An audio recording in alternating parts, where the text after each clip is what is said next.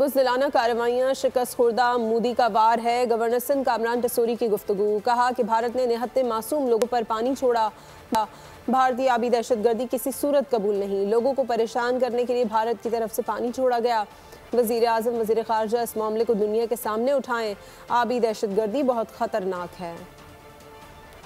نریندر مودی، تمہیں ہم بتائیں گے کہ یہ تم بزدلانہ کارروائیاں جس کا تم پہلے منہ کی کھا چکے ہو، لیکن آج تم نے پھر ہمارے ملک پر آبی دہشت گرد حملہ کیا ہے، جس کی ہم سختی سے مذمت کرتے ہیں۔ پانی چھوڑ دینا معصوم شہریوں پر، ان کی بستیوں پر، رہائش گاہ پر، اس سے لاکھوں لوگ متاثر ہوں گے۔ میں اپنے وزیر اعظم پاکستان سے، وزیر خارجہ سے یہ اپیل کروں گا کہ فی الفور اس معاملے کو دنیا کے سامنے اٹھایا جائے۔